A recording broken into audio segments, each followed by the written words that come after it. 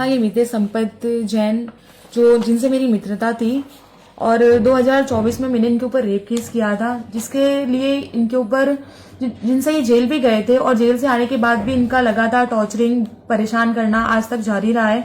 मैंने बीच में कितनी सारी कंप्लेन एफआईआर भी की हुई है, जिससे अभी बीच में आपने सुना होगा कि उन्होंने हमारी गाड़ियां जला दी थी घर की, तो उसके अगेंस्ट भी हमने कंप्लेन की हुई है। अभी एक आज वापस से मैंने कंप्लेन की है, जिसमें उन्होंने अपने इंस्टाग्राम अकाउंट पे मेरे न्यूड फोटोज वायरल किए हैं और मुझे एसिड अटैक की धमकी दी है और इस तरह से उनका परेशान करना जारी है। मेरी यही मांग है कि हमें जल्दी से जल्द न्याय दिया जाए। मेरी और मेरी फैमिली, हम सब बहुत परेशान हैं। वो मुझे टॉर्चर इतना कर दिया है कि अब अगर न्याय नहीं मिला तो अब मेरे पास सुसाइड करने के अलावा और कोई रास्ता नहीं है।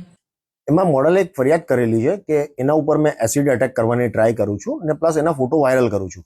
મેં એને કોઈ બી એસિડ એટેકની ધમકી આપી નહીં। અગર એની પાસે કોઈ બી એસિડ એટેકની મેં ધમકી આપી હોય, મારી કોલ રેકોર્ડિંગ હોય યા મારા કોઈ બી મેસેજ હોય તો એ પોલીસમાં પુરાવા આપે। એની પાસે કોઈ પુરાવા છે નથી। પ્લસ એને એક મૂકેલું છે કે ભાઈ મેં એના ફોટો વાયરલ કરું છું। મેં એના કોઈ બી ફોટો વાયરલ કર્યા નથી।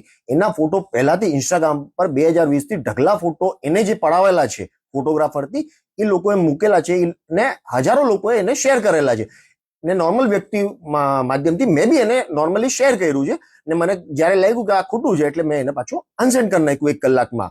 તો એ વિરુદ્ધમાં એને અલથાણ પોલીસ સ્ટેશનમાં મારી એફઆઈઆર નોંધ કરાવી છે। આ જૂની અદાવત લઈને મને હેરાન પરેશાન કરવા માટે ખાલી અરજી ને એફઆઈઆર, આ બે વસ્તુ, આ ને એની બેન બંને બધા પોલીસ સ્ટેશનમાં જઈને મારા વિરુદ્ધ ખાલી અરજી ને એફઆઈઆર આવે। એમની પાસે કોઈ બી પુરાવો નહીં હોય, ખાલી અરજી એફઆઈઆર આપ્યા જ કરે છે, મને ખાલી પરેશાન કરવા। ગત તારીખ 20 ફેબ્રુઆરી 2026 ના રોજ આ કામે ભોગ બનનાર અલથાણ પોલીસ સ્ટેશન ખાતે આવેલ અને તેઓ જણાવેલ કે પોતાના જે ફોટોગ્રાફ્સ છે એની કોઈ પણ મંજૂરી લીધા વિના આ કામના આરોપી જે છે મિતેશ સંપતલાલ જૈનને પોતાની ઇન્સ્ટાગ્રામ ચેનલ પર ચલાવેલ, જેથી આ બાબતે એમની પાસે સ્ક્રીન રેકોર્ડિંગ હોય એ રજૂ કરતા પ્રાથમિક રીતે જોતા એમના ફોટોગ્રાફ જણાયા આવતા અલથાણ પોલીસ સ્ટેશનમાં એમના વિરુદ્ધ આઈટી એક્ટ કલમ 66E 67 અને 67 મુજબ ગુનો દાખલ કરવામાં આવેલ છે। મિતેશ જૈન વિરુદ્ધ અલથાણ પોલીસ સ્ટેશનમાં અગાઉ 376 નો ગુનો દાખલ થયેલ છે, ઉપરાંત એક આઈટી નો ગુનો દાખલ થયેલ છે। આ ઉપરાંત વેસુ પોલીસ સ્ટેશનમાં અને ઉમરા પોલીસ સ્ટેશનમાં પણ આ બાબતે જે ફરિયાદીએ ગુનો દાખલ કરાવેલ છે।